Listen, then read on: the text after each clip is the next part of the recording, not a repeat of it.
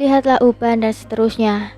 Kisah ini disampaikan oleh sang guru di Jatawana mengenai pelepasan agung yang bertalian dengan nidana kata.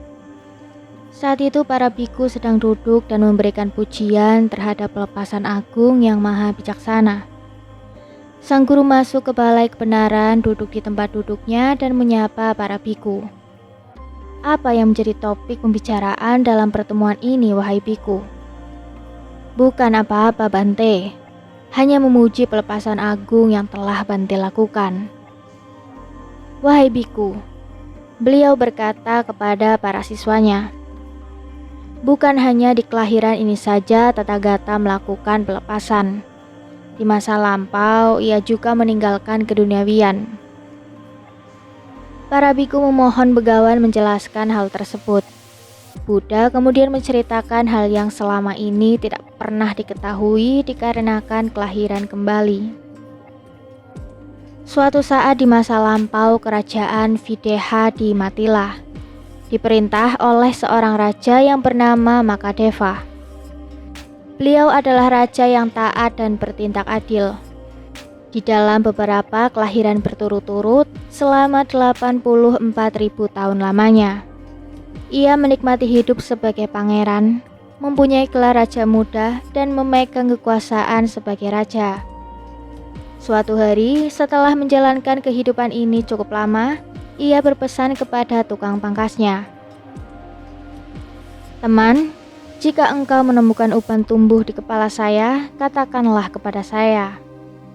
Suatu hari, bertahun-tahun kemudian, tukang pangkas benar-benar menemukan sehelai uban tumbuh di antara rambut ikalnya yang hitam legam. Maka ia pun menyampaikan hal itu kepada raja. Cabutlah uban itu, teman, kata raja, dan letakkan di telapak tangan saya.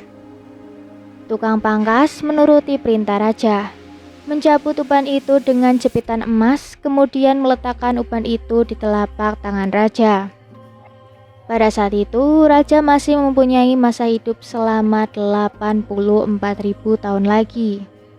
Namun, saat memandang uban yang hanya sehelai itu, hatinya dipenuhi emosi yang sangat mendalam.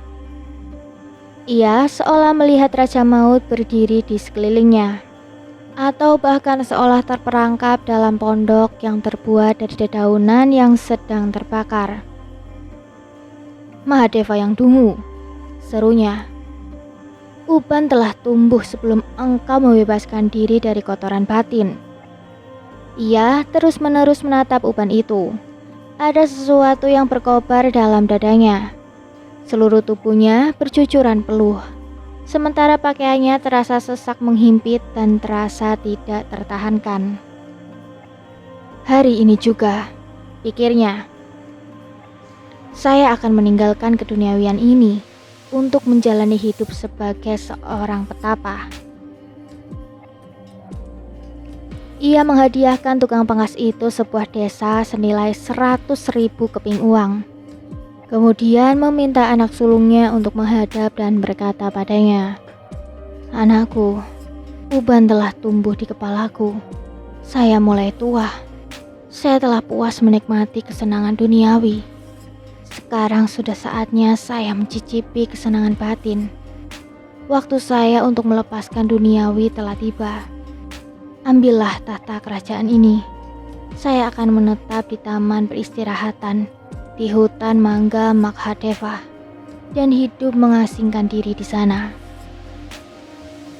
Setelah ia memutuskan untuk menjalankan kehidupan sebagai seorang petapa, para menterinya mendekat dan bertanya, Paduka, apa alasan Paduka memilih menjalankan kehidupan sebagai seorang petapa? Dengan uban di tangannya, raja mengulangi syair berikut ini kepada para menterinya. Lihatlah, uban yang tumbuh di kepala saya. Inilah pesan bahwa Dewa Maut telah datang untuk merampas kehidupan saya. Saat ini saya berpaling dari hal-hal duniawi. Dengan hidup mengasingkan diri, ditemukanlah kedamaian yang tersembunyi. Setelah mengucapkan kata-kata itu, ia meninggalkan tahta kerajaan dan di hari yang sama ia menjadi seorang petapa. Ia menetap di hutan mangga Maghadeva, menghabiskan waktu 84.000 tahun mengembangkan 4 kedamaian luhur dalam dirinya, dan meninggal dalam keadaan jana, tanpa terputus. Kemudian ia terlahir kembali di alam Brahma. Setelah itu, ia kembali terlahir sebagai seorang raja bernama Nimi di kota Matila, dan setelah menyatukan keluarganya yang bercerai-berai, sekali lagi ia menjadi seorang petapa di hutan mangga yang sama, mengembangkan 4 kedamaian luhur dan terlahir kembali sekali lagi di alam Brahma. Setelah mengulangi pernyataan bahwa beliau juga meninggalkan keduniawian di kelahiran yang lampau pada akhir uraian, beliau membabarkan 4 kebenaran mulia. Ada biku yang mencapai tingkat kesucian Sotapanna. Beberapa orang biku mencapai tingkat kesucian Sakadagami, dan biku yang lainnya mencapai tingkat kesucian Anagami. Setelah menceritakan kedua kisah tersebut, sang guru mempertautkan kedua kisah tersebut dan memperkenalkan tentang kelahiran itu dengan menyatakan, Ananda merupakan tukang pangkas tersebut. Rahula merupakan putra sulung raja, dan saya sendiri adalah Raja Makadeva.